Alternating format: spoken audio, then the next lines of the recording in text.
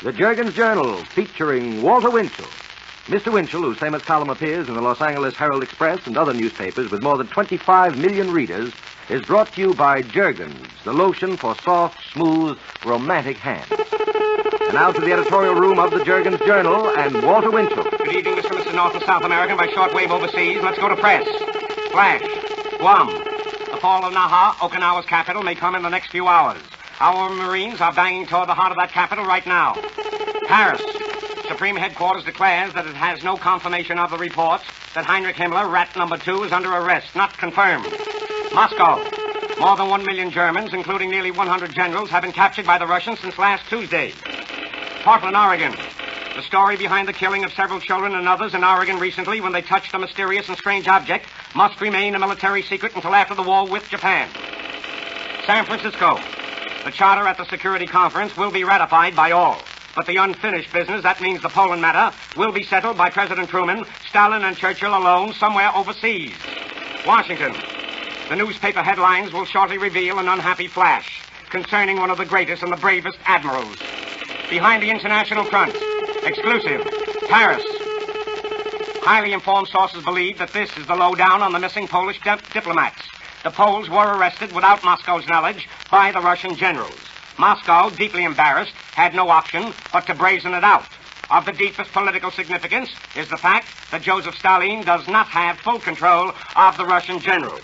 The arrest of the 16 Poles is regarded in London and in Washington diplomatic circles as the most disgraceful incident since Adolf Hitler took power with the Gestapo. Lisbon.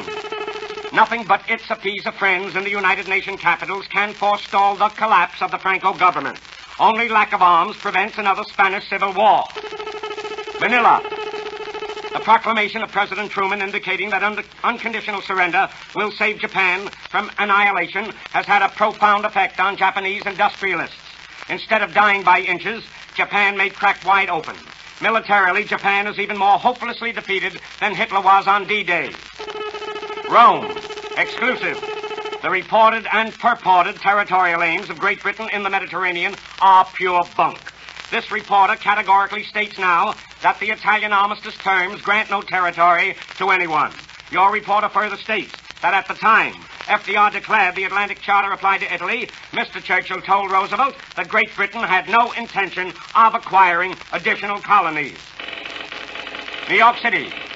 Dr. Juan Negrin, the Prime Minister of the last Republican government of Spain, has arrived in New York from London. He is en route to San Francisco. He is here to unite all Spanish groups. Dr. Negrin has been trying to get to America for many, many years. Ladies and gentlemen, Life magazine, the sister of Time magazine, with which your reporter is now at war, carelessly reports that I stated President Truman was flying to meet Stalin and Churchill. Life magazine also claims that I so stated it a week ago. I never did that. I said, among other rumors, was that our president might be persuaded to fly there to assure success of the conference at San Francisco. Yesterday, the United Press reported that President Truman might do that. In short, the Winchell luck came through again. The Washington Express. President Truman is hand in glove with the Senate, with both mitts on the wheel. The changes in Washington, D.C. will be gradual but certain, especially at the State Department.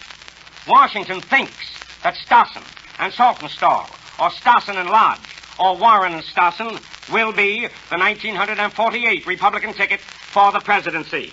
That means the Weisenheimers are betting Stassen across the board. Washington. A terrific auditing and probe of Lend-Lease is due very soon. Washington. Naval Lieutenant James Rowe, the former assistant to Roosevelt, quit his post with United States Attorney General Biddle to enlist in the Navy. Lieutenant Rowe was recently cited for bravery. The citation is a thriller, risking his life to help save his ship by putting out a blaze in that part of the ship where ammunition was exploding after attack. Terrible casualties. Lieutenant Jim Rowe now wears the commendation ribbon. Washington. Mr. Justice Robert H. Jackson will not quit the High Court bench while prosecuting war criminals. New York. The number one political choice to date for New York mayor is Justice Ferdinand Pecora. Second is Mr. Cashmore of Brooklyn. Many voters, however, would root for O'Dwyer, LaGuardia, or McGoldrick. But Eleanor Roosevelt can have the Democratic, the Liberal, and the Labor vote if she wants it. Attention, Mr. and Mrs. United States. Please forgive me for boring many of you with this, but I have already pledged all of you that I would try to keep you informed. Some critics, however, would have you believe that Walter Winchell relies on rumor and bum steers instead of news. Time and Life magazines are currently belittling my efforts at San Francisco. Time magazine last week, for instance, blasted some of us after reprinting much of an indignant complaint by Peter Edson. Who is Peter Edson?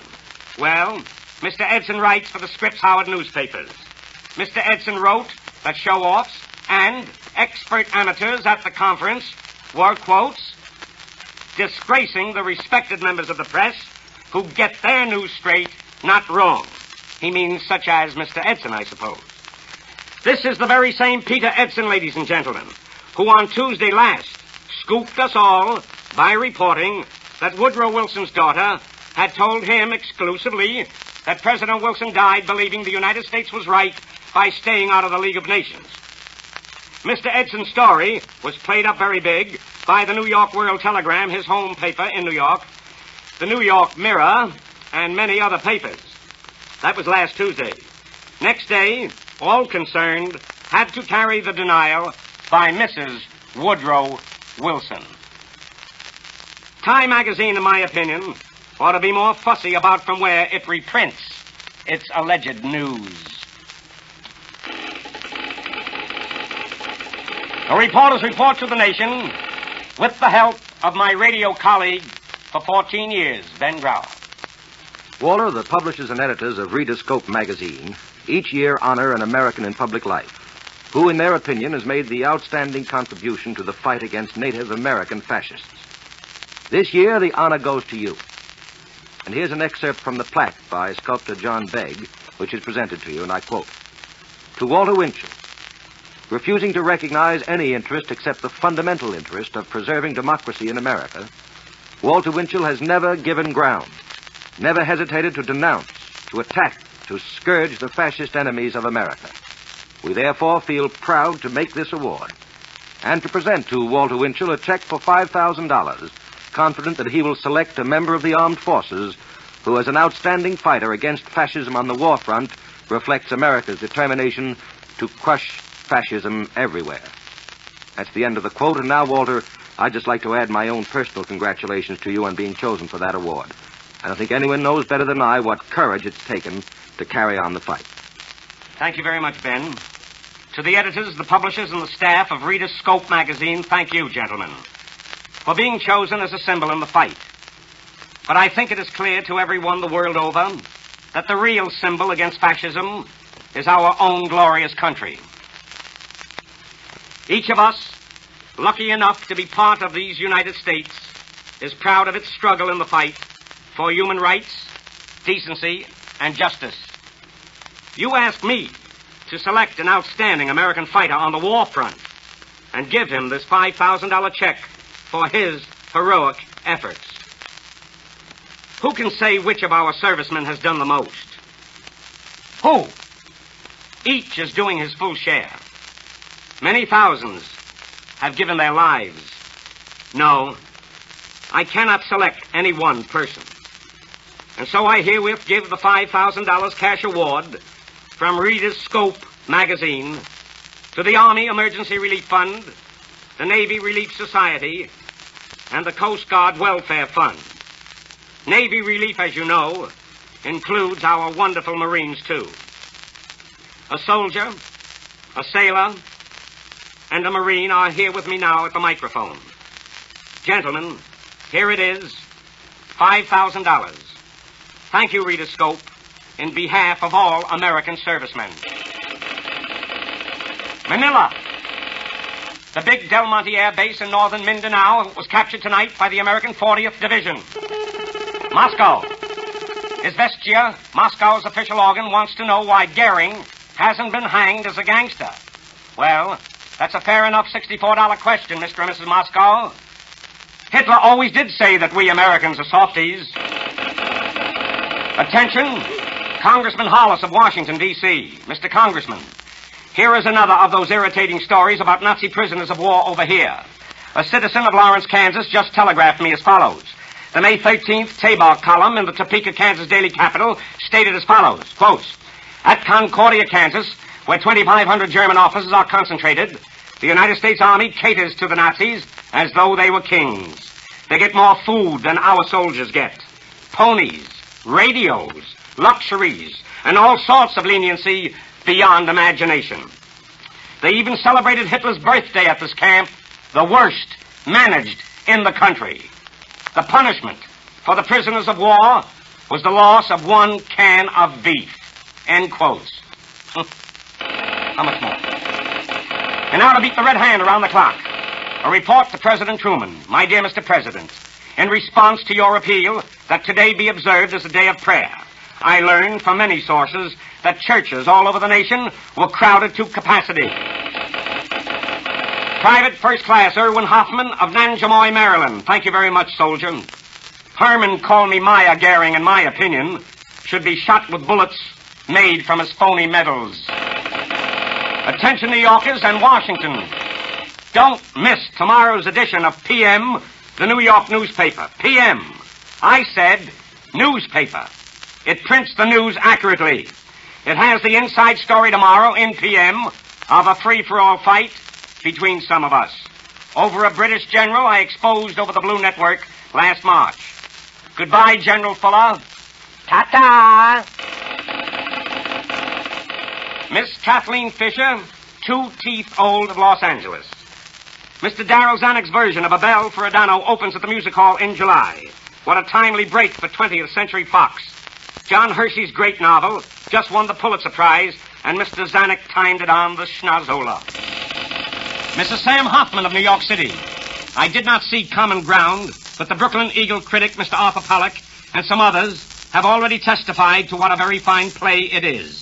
Go see Common Ground, ladies and gentlemen, in New York. It fights the very same enemies we fight. Mrs. Nat Goldstone of Beverly Hills. Former Hollywood star Tony Martin has been commended by Brigadier General William H. Tunner of the India-Burma Air Transport Command. Tony Martin, if you recall, is the boy who mysteriously flunked his OCS exams at Miami Beach under very peculiar circumstances. John McInerney of Pittsburgh.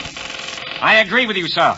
The most amusing story of the week was the one which told about Herman, you may call me Maya, Goering, being in a cell, and how he is being guarded by a soldier, an American soldier, whose name is Jerome Shapiro. Mr. Shapiro, sock 'em one for all Americans. And that, ladies and gentlemen, winds up another Jergen's Journal until next Sunday night at the very same time. Until then, and with lotions of love, I remain your New York correspondent, Walter Winchell, who is sure that the security conference will be a success at the Golden Gate if the delegates remember the Gold Star mothers. Good night. Good night, Walter. The makers of Jergen's lotion join in solemn thanksgiving for the victory of our forces in Europe. But we full well know the war is not over. America is deeply pledged to victory in the Pacific. And until Japan surrenders unconditionally, we realize our country is still at war. Next week, another edition of the Jergen's Journal with Walter Winchell. And now be sure to remain tuned to the Woodbury Double Feature program with Luella Parsons and Hollywood Mystery Time, which follows immediately. This is Ben Grauer speaking from Hollywood. This is the Blue Network of the American Broadcasting Company.